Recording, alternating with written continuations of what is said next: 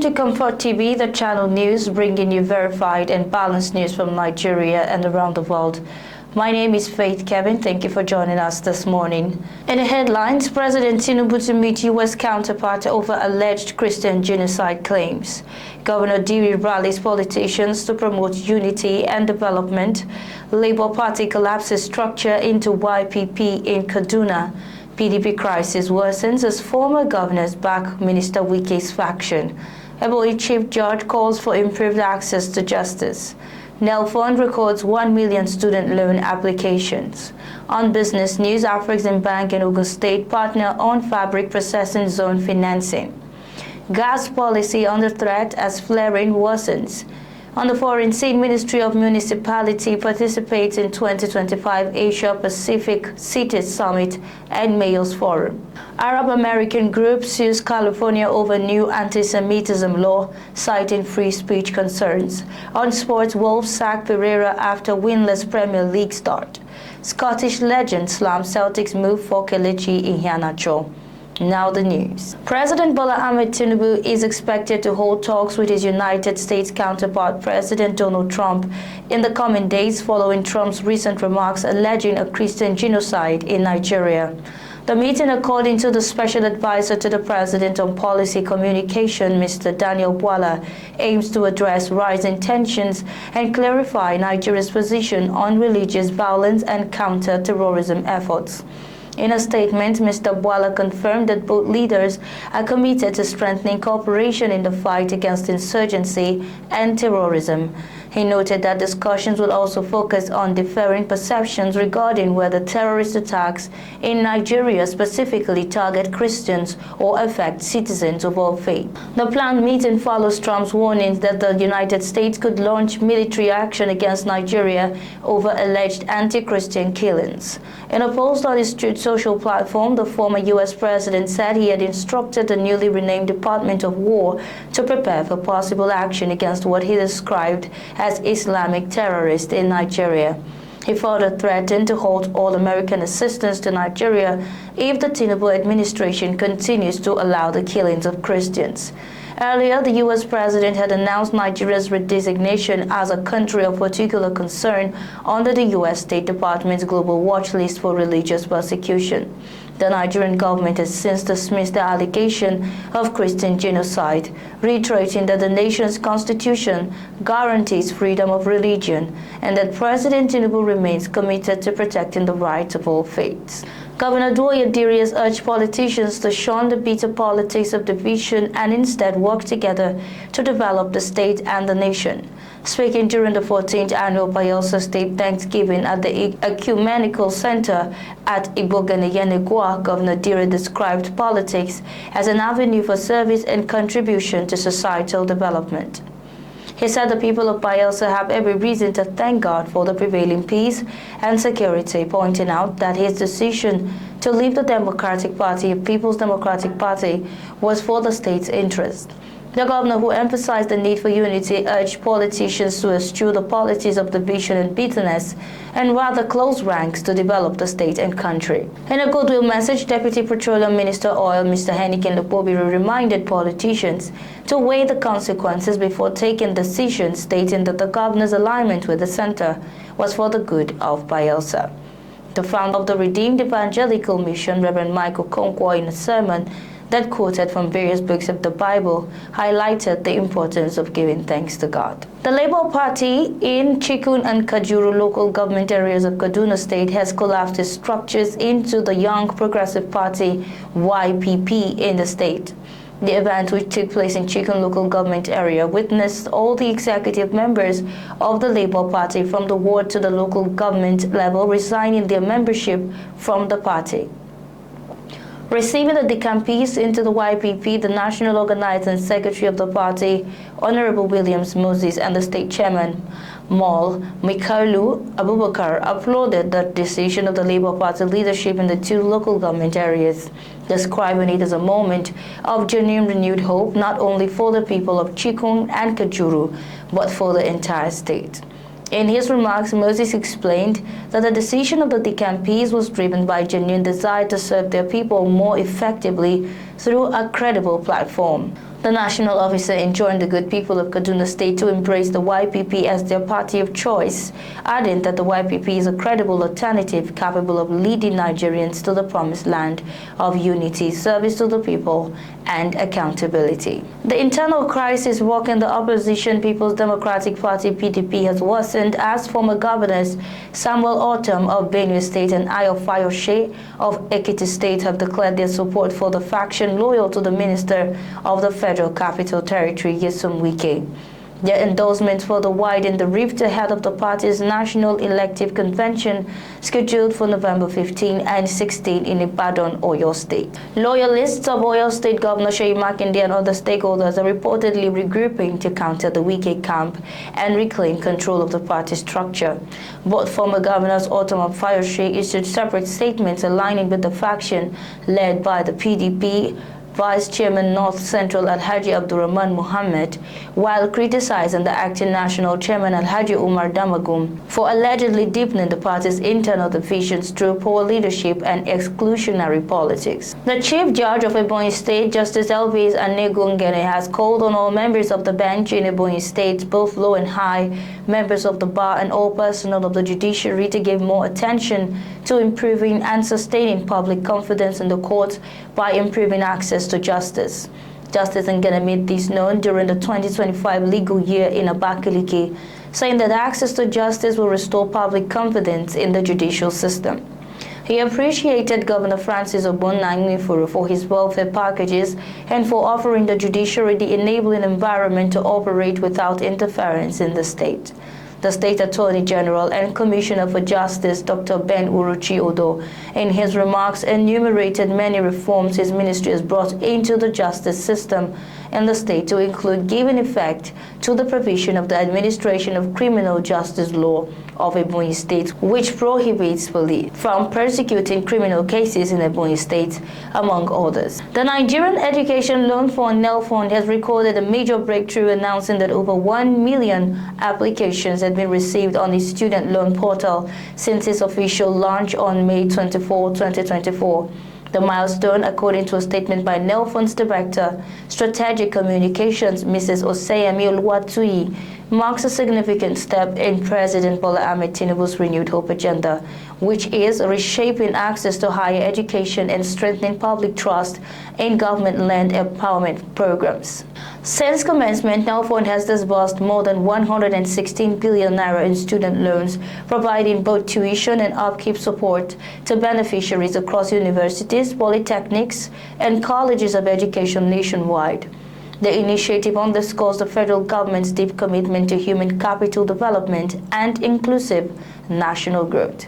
Commenting on the development, NEL Fund's Managing Director, Chief Executive, Mr. Akintunde Sawyer, described the milestone as a defining moment in Nigeria's pursuit of equitable education financing.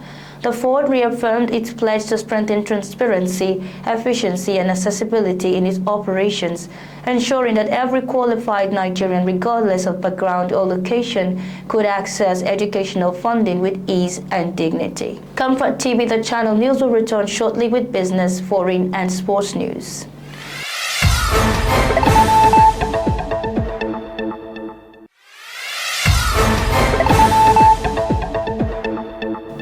Many thanks for joining us. This is Comfort TV, the channel news. In the world of business, African Export and Import Bank, Afreximbank, is set to partner with the Ogun State government to drive fabric processing finance amid its objective of turning raw materials to finished goods. The new president of Afreximbank, Mr. George Elumbi, who disclosed at his swearing-in ceremony, vowed his tenure will bring an end to raw commodities or mineral exports from Africa. According to the Afreximbank president, the focus will now be on domestic processing across Africa, as he reaffirmed the bank's promise to partner with Ogun State on the fabric processing zone, stressing that partnerships are already in place. He reiterated that his administration will focus on developing strategic industries that can drive industrialization and job creation. According to him, the bank intends to establish a strategic mineral development program that will process and finance entire value chains from extraction and refining to manufacturing finished components. Mr. Elombi explained that less than 20% of investment typically goes to mineral extraction, while over 80% goes to supporting infrastructure such as roads, railways, ports, and power stations. He also cited poor infrastructure as a major bottleneck to intra-African trade, highlighting the need for improvement, adding that the bank already has an agenda with countries that already produce excess power to construct transmission lines and take it to those with less. Still on business, Nigeria's ambition to power homes and industries with its abundant gas reserves faces a deepening dilemma following rising gas flaring in the face of worsening electricity supply.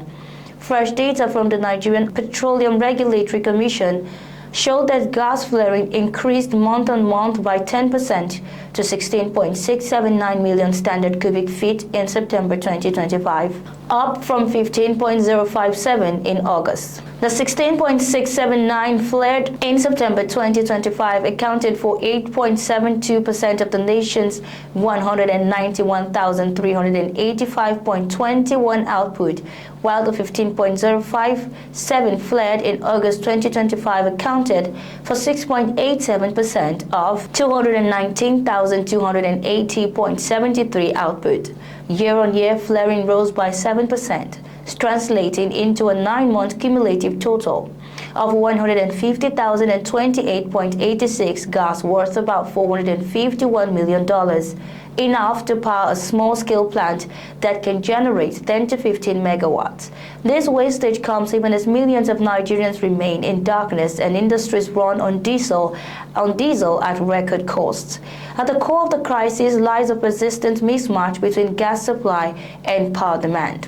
While the country produces over 190,000 of gas monthly, a part of it is lost to flaring due to poor infrastructure, inadequate processing capacity, and frequent disruptions in crude production. On the foreign scene, Asia-Pacific Cities Summit and Mayors Forum, the state of Qatar, represented by the Ministry of Municipality, participated in the 2025 Asia-Pacific Cities Summit, held in Dubai, United Arab Emirates, under the theme Collaborate, Inspire, Transform. The ministry was represented by a delegation that included Director General of Al Rayyan Municipality Mansour Adran Al Wanain, Director General of Al Wakra Municipality Jabba Hassan Al Jabba, Director General of Al Dayan Municipality Rashid Mishlesh Al Kayarin, and Director of the Technical Affairs Department at Al Rayyan Municipality Khalifa Al Kayarin.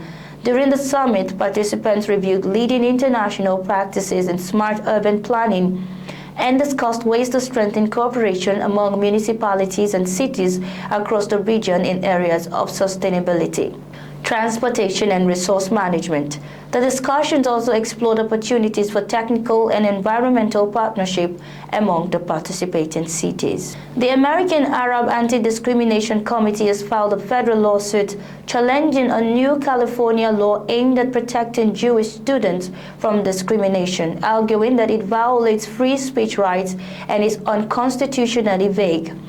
Filed in San Jose, the complaint seeks to overturn the law signed by Governor Gavin Newsom last month, which establishes an Office of Civil Rights to help schools address anti-Semitism. Opponents say the legislation could silence discussions critical of Israel or Zionism due to its lack of clear definitions. The suit represents teachers, students, and the Los Angeles Educators for Justice in Palestine. It argues that educators fear being penalized for discussing Judaism or the Israeli-Palestinian conflict in ways that could be perceived as critical of Israel. Parents involved in the case also worry that their children will be denied access to diverse perspectives on the Middle East. Supporters of the law, including the Anti-Defamation League, says it is necessary amid rising harassment of Jewish students. The ADL recorded 860 anti-Semitic incidents at non-Jewish K-12 schools nationwide last year, a slight decrease from 2023, but still significantly higher than in 2022. On sports, Wolves sacked head coach Vitor Pereira after failing to win any of their opening 10 Premier League games. Pereira signed a new 3-year deal in September after guiding Wanderers to safety last season.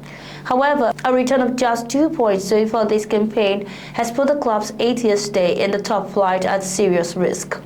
A 3-0 defeat at Fulham on Saturday left Wolves 8 points adrift of safety at the bottom of the table. After finishing 16th last season, Pereira had to cope with losing talismanic forward Matheus Cunha to Manchester United, while fullbacks Ryan Aït-Nouri and Nelson Semedo also departed in the close season for Manchester City and Fenerbahce, respectively. Fan frustration has been building towards the club's Chinese owners for some time over a perceived lack of investment in the squad.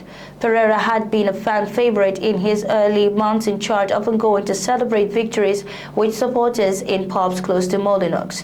But that relationship got soured this season, and he had to be escorted away from an angry confrontation with supporters following last weekend's 3-2 defeat to Burnley. Still on sports, Celtic legend Peter Grant believes the club made a mistake by signing Super Eagles striker Kelechi Iheanacho instead of Kieran Bowie from Hibernian during the summer transfer window. The Hoops lost last season's top scorer Adam Ida to Swansea City, leaving a gap in attack. To fill that void, Celtic turned to Iheanacho, who was a free agent after leaving Spanish side Sevilla. The move raised eyebrows among fans, though the Nigerian forward made an impressive start with 2 goals and an assist in his first 3 games. However, his form had since dipped with only 1 goal in his next 5 appearances before being sidelined by a minor injury. Celtic's attack has struggled overall this season, managing just 16 goals in 10 Premiership matches, a modest return by their usual standards. Grant, who made over 350 appearances for the Hoops, believes the team's attacking imbalance is partly to blame, noting that most of their forwards, including Iheanacho, are left-footed. He argued that signing Bowie would have provided better balance and more versatility in the final third. Celtic currently sits second in the Scottish Premiership with 20 points from 10 matches, trailing the league leaders Rangers. And that's our news bulletin this morning. And here's a recap of our top stories. President Tinubu to meet US counterpart over alleged Christian genocide claims. Governor Diri rallies politicians to promote unity and development. Labour Party collapses structure into YPP in Kaduna. PDP crisis worsens as former governors back Minister Wike's faction. Ebonyi Chief Judge calls for improved access to justice. Nelfon records 1 million student loan application. On business, African Bank and Ogun State partner on fabric processing zone financing. Gas policy under threat as flaring worsens. On foreign, Ministry of Municipality participates in 2025 Asia Pacific Cities Summit and Mayors Forum. On sports, Wolves sack Pereira after winless Premier League start. Thank you for watching. For breaking news, exclusive interviews and more, follow us online at ComfortTV.channel on all platforms. Remember to like and share our videos, subscribe to our channels and click on the notification bell so you don't miss out on any updates. My name is Faith Kevin. Until next time, stay informed, stay connected.